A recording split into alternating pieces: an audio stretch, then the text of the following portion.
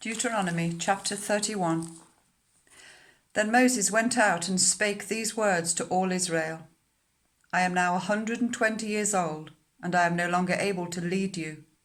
The Lord has said to me, You shall not cross the Jordan. The Lord your God himself will cross over ahead of you.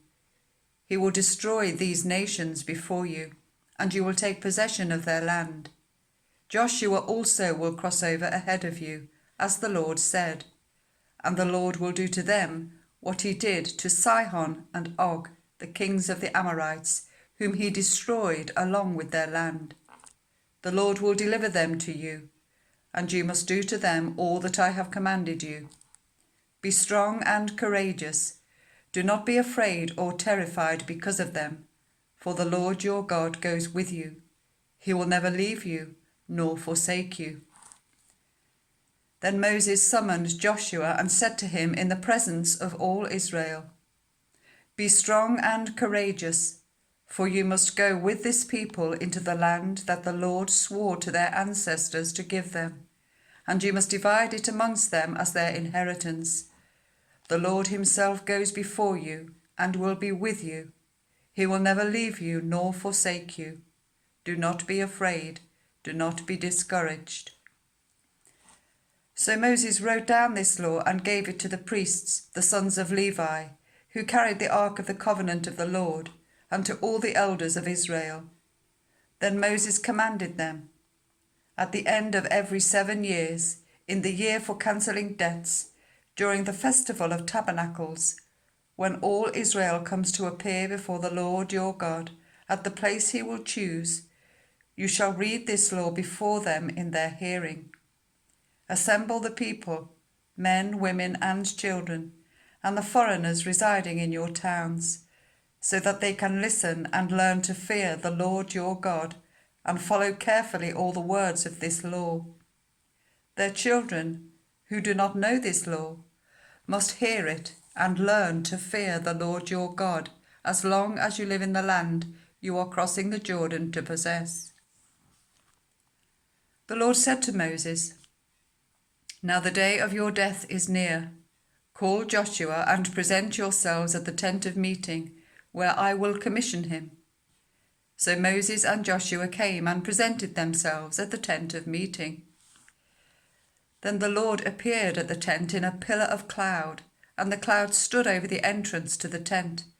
And the Lord said to Moses, You are going to rest with your ancestors, and these people will soon prostitute themselves to the foreign gods of the land they are entering. They will forsake me and break the covenant I made with them. And in that day I will become angry with them and forsake them. I will hide my face from them, and they will be destroyed.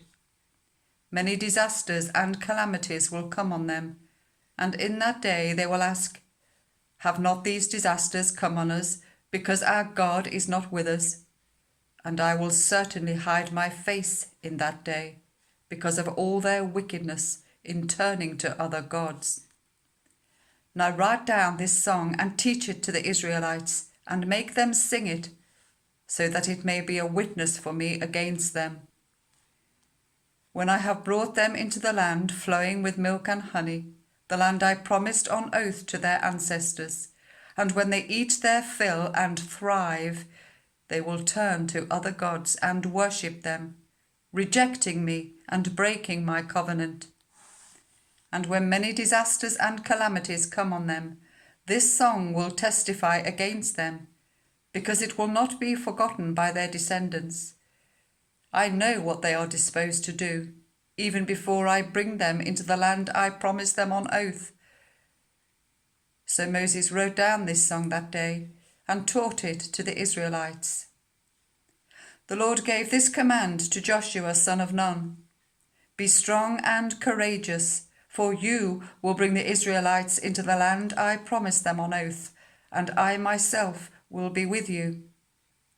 After Moses finished writing in a book the words of this law from beginning to end, he gave this command to the Levites, who carried the ark of the covenant of the Lord. Take this book of the law and place it beside the ark of the covenant of the Lord your God. There it will remain as a witness against you. For I know how rebellious and stiff-necked you are.